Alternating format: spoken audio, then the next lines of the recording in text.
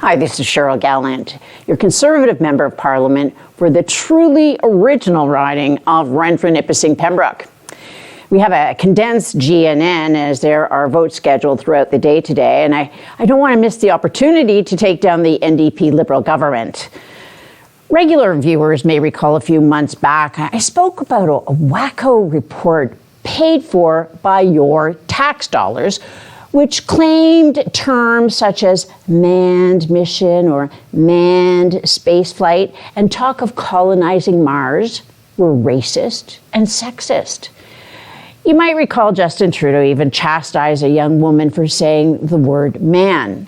Here's a clip. Maternal love is the love that's going to change the future of mankind.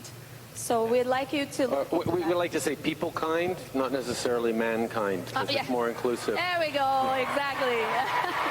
Yes, thank you. We can all learn from each other. Liberals are very sensitive to this kind of language policing, yet they seem to drop their concern for gender-neutral language when it comes to the weather. You see, the same people who claim the word man is sexist are all happy to use the term man-made climate change. It is the same reason these woke liberals demand gender equality in the boardroom, but never demand gender equality for garbage collectors.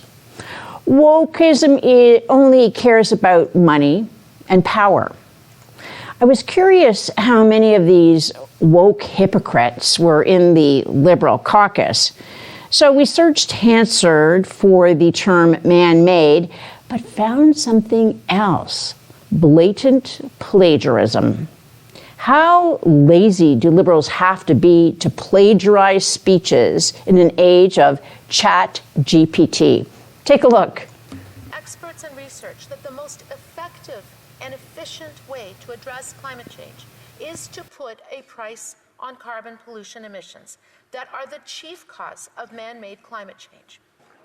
We also know from experts and research that the most effective and efficient way to address climate change is to put a price on carbon pollution emissions that are the chief cause of man-made climate change. It encourages savings across the economy while giving households and businesses the flexibility to decide when and how to make changes. Putting a price on carbon pollution reduces emissions and encourages reductions across the economy while giving households and businesses the flexibility to decide when and how to make changes. It creates incentives for Canadian business to develop and adopt new low-carbon products, processes, and services. And it is both effective and affordable for consumers. It creates incentives for Canadian businesses to develop and adopt new low-carbon products, processes, and services. And when it's done right, Mr. Speaker, and we're doing that here in Canada, it is both effective and affordable for Canadians.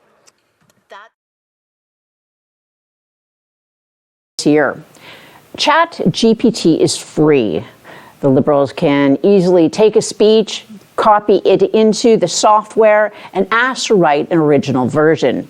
It takes 2 seconds and it costs nothing. And even that was too much work for these lazy, weak Liberals. The Liberals are even copying Kamala Harris's losing campaign slogans.